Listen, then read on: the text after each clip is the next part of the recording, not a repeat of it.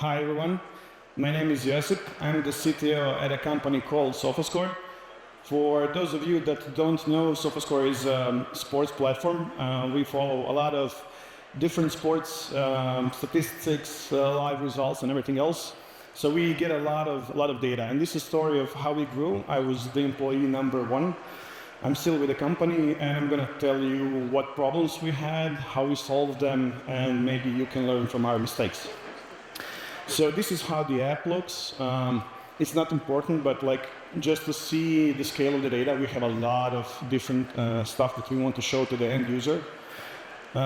This is our monthly stats. Now, these are the numbers I wrote because I had to prepare the presentation up front. This has actually changed in the last Saturday, so it's no longer 25, it's 28 million monthly active users. And our peak wasn't 1.3 million per second, it was 1.6. But the traffic and the number of requests is somewhere there. So it's a big platform, we have a lot of users. So we have a lot of problems that we need to solve. In the beginning, we had an issue where we had just one server, and then people would come on the site. The server would crash, and then only those who were the most persistent would get to see the results, which isn't ideal. So you want to have a site that can grow and scale. Most of the startups have the same issue, like you get an unexpected peak, and then nothing works. So the first thing you add, which we also did, is just add cache. It's the simplest thing to do. It's also the most important thing to do, however basic it is. And the way we did it, we just added a full page cache, which is the simplest form. So basically, you cache your HTML, JSON, whatever. It just makes the whole site faster. But there is a problem with this. It's called the cache stampede problem. Basically, cache works in a way that you cache the response of a request. But if there's nothing in the cache, so if the cache expires, you get a lot of requests, the same requests at the same time. And that causes your database or backend servers or whatever to just die. What you want to have is this, so that you get only one request to your backend server. And this is a difficult thing to solve, right? So on your app level, you have to solve it, and it's really difficult. So we didn't know how to solve that in the first days. But what we did know, we knew how our users use the app. So it's a live score app, so people just watch the games that are now live. So basically what we did, we created a worker which would just take all of the games that are in the span of 2 hours and just pre-cache them. This is called proactive caching, and like all of the companies that have this issue do it. So Twitter, Facebook, everything else, they calculate everything up front, so when you come to the site, you don't overload it. So when there's something that's really big, it doesn't crash your servers. So it's really important to know how your users interact with the app. And now, 15 minutes before a game, we have this interesting thing where we have a certain number of users, and in the span of just 15 minutes, the number of users will double or even triple. So it's going to create a big strain in the system. And for those of you that are not in sports, there's this one big event every year when Real Madrid and Barcelona play. It's called the Clásico, the biggest event of the year, and also the biggest moneymaker, right? So 15 minutes before the game, our servers were basically dying. So we knew we have 15 minutes to solve the issue. We only have one server. It's going to die. We're not on the cloud. You cannot scale. So basically, we are dead. And then somehow we figured out that, okay, we have the Nginx, which is a server, and we also have the app. The app was written in PHP. What? Not important. PHP is good. And then Nginx is much faster than PHP, even with the cache. And somehow we got to the conclusion, if we could only have this one page, because it's a one match, right? All day, just one match, which is important. All of the users will come to just a single page.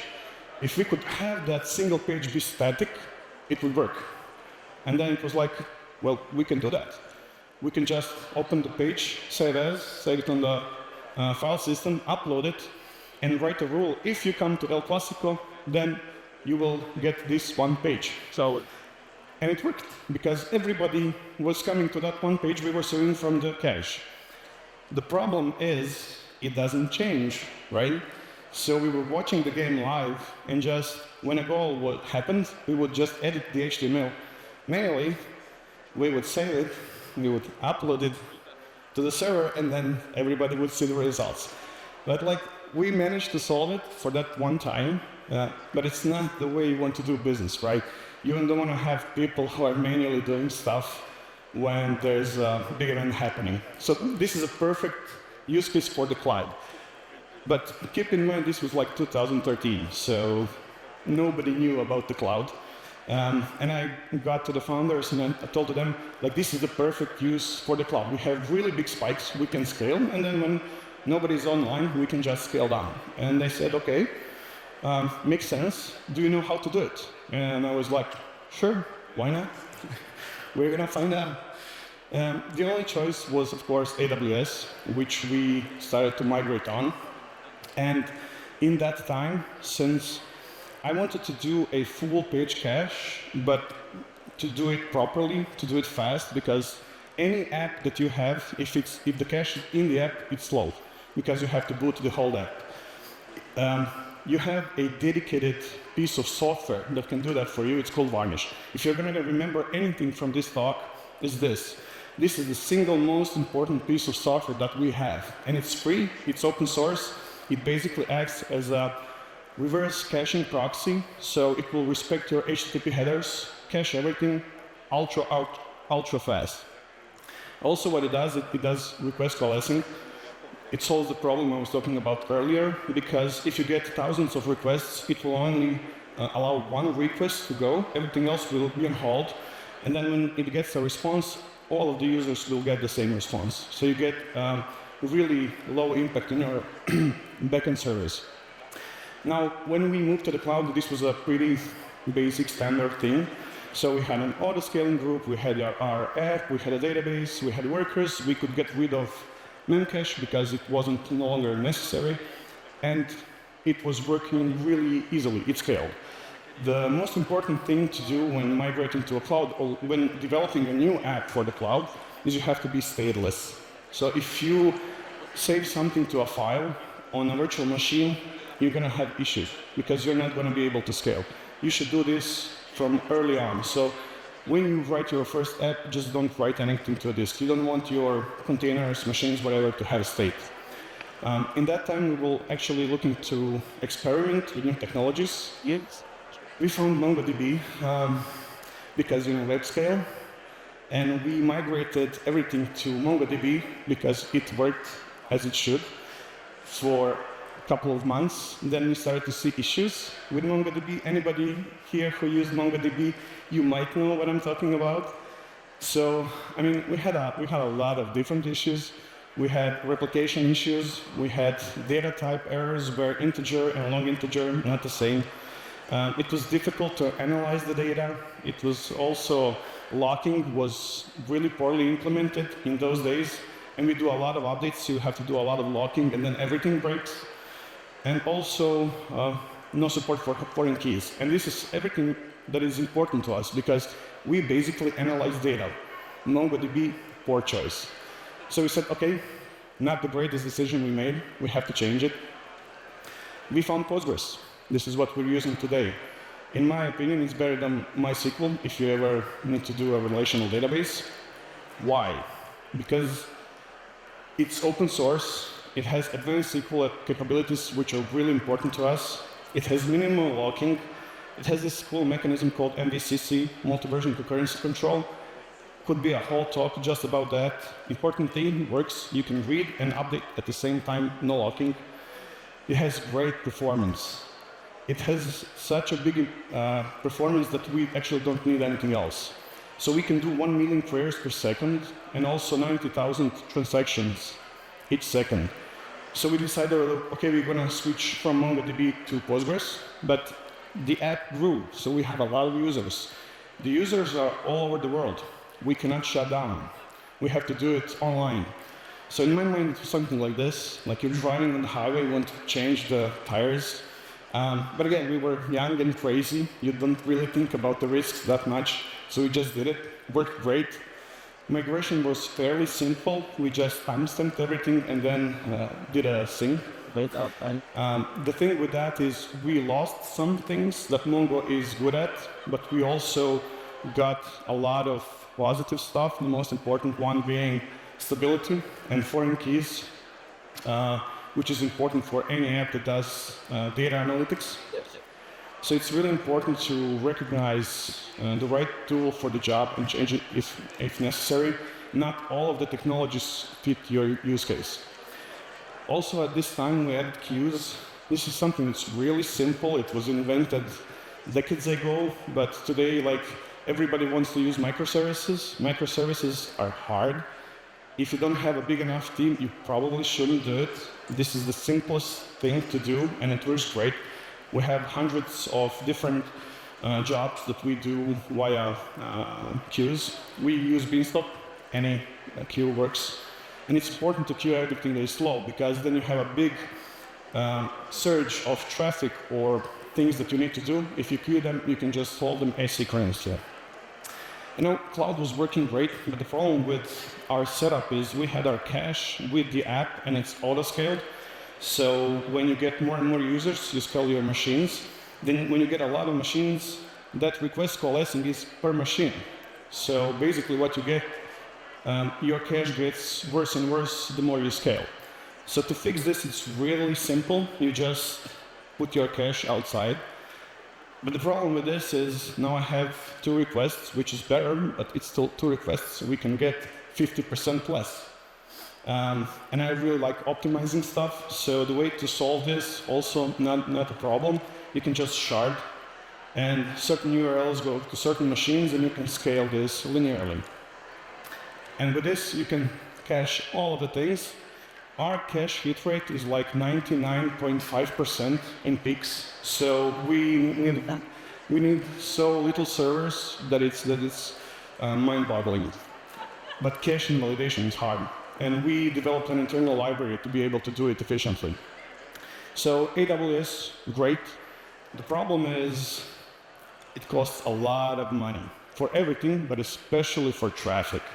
We got to a point where we were paying more for our traffic than for compute, which as a CTO, this was crazy to me. I'm not going to be paying for traffic, which should be cheap or free. So we found out that you basically have free traffic on dedicated machines if you buy machines that are on-prem. And we found a provider that's really good. And since we have our caching layer separate from our app layer, we just bought rented machines which have free traffic. And that was our caching layer. And everything was going to the cloud. And because our caching layer is so good, only a small percentage of the traffic went to the cloud, and we got a 10x reduction in price. So this is a really simple thing to do if you have a good caching layer, and can make a big difference in your AWS bills. But that got us thinking, okay, so this is much, much cheaper. What would happen if we would move everything from the cloud to a data center? And I did a quick math, and I saw that I can over-provision the system by a double, so it will never reach the limit, and it will still be 5 times cheaper. So we migrated everything from the cloud to a data center, and this is how our costs look like over time.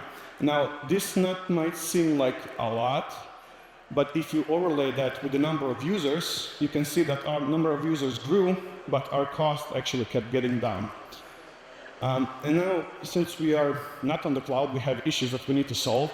For example, this is the number of requests per second, and you have these really big peaks. This is for football, for a really big match, and it's really tricky to solve because this looks like a DDoS, like a distributed denial of service, because we send out a lot of push notifications. People open the app right away. They basically want to crash the servers. They don't, because we have the cache, but also we had Cloudflare as a DDoS protection, and they were blocking our users because how much traffic was coming. So we had to work with them to add like a condition. So in their system, they have a condition, like if Sofascore, then don't do this. That's how many requests we were getting. You also have to monitor everything. If you want to grow and be able to optimize, you have a lot of application performance monitoring tools. This is a screenshot from New Relic, but like any would work. That's the only way you can know what's slow. You should optimize the routes that are most called and slowest. So you get a really important thing to optimize. And with those, you can get graphs like this. So we were just focusing on the slowest things, and you get a really nice improvement in latency with a drop. Sometimes you cannot optimize, but in those cases, you can probably just opt for a longer cache, which also works great.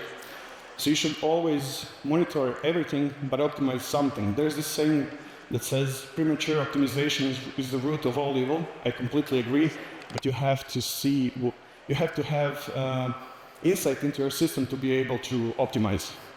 I also get a question, what if your current capacity of users, what if the number of users exceeds your current capacity, since we are not on the cloud? Which is a really good question, and I decided to include it in this. So what we have basically is we have a set of dedicated machines, and also when we need to, we can add virtual machines from the same provider. They join the cluster, the traffic is distributed, and everything works. So it's basically a hybrid cloud approach. And we are doing this because this is the result.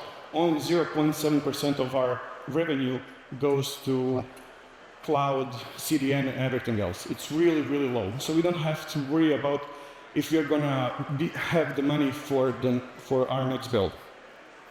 Also, there's this thing that's called physics and the speed of light. So we have our data centers in Europe, and every user outside of Europe gets a worse experience. So I wrote an email to one of our guys that's in Australia, and I told them, can you please record the app to see if there's any issues? And he said, yeah, sure.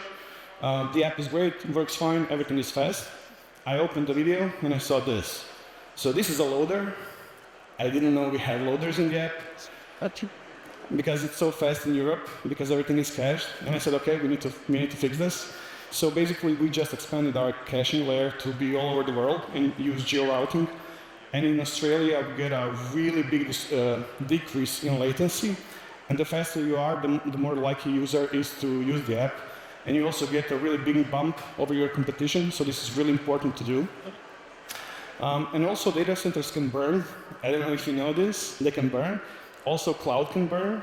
This didn't happen to us, but it was close, which got me thinking, okay, we may have to have more data centers, so we did that. But the problem with that is they're difficult to manage, so that's why we installed Kubernetes. And there's a couple of things that's really important. So it's data center aware, you get easy deployment, you get the same code on all machines, the upgrades are super, super easy. We can do rollback because it's built into Kubernetes. But the thing with this is, if you're in the cloud, you probably don't need Kubernetes. They are hard. I know. We broke our cluster a couple of times, so you should just be careful with that. We also do real-time updates, and we are a live score company platform. We do everything live. The way we do that is with a pub sub server called Nats. It's open source, it's beta tested. We use it for all of our end users, which are in the millions. And this was a peak we had, 835,000 concurrent connection live on just 6 machines. So it works really, really great if you ever need it. We also have a lot of data. We are not on the cloud. And if you're not on the cloud and you need to store a petabyte of data, it's tricky. So we use a software called ClickHouse, also open source, also free, can handle petabytes, works really, really well. And the baseline of this is the most important stuff to remember is to be stateless where possible, because that's the only way you can scale to multiple machines. You should know how your users interact with your system, because that's the only way to optimize the system so that it's the best system that it can be. This should be on the first bullet. Cache everything. Usually I get a response, yeah, but our users have personalized feeds, you cannot do it. Yes, you can. You can always do it. You just have to know how to optimize your API. If you want to know how, you can always grab me later. I can explain. Recognize the right tool for the job. We are always, as engineers, trying to look at new cool things, but you should always find the best fit. And also queue everything that is slow. Monitor everything, optimize something. Thank you.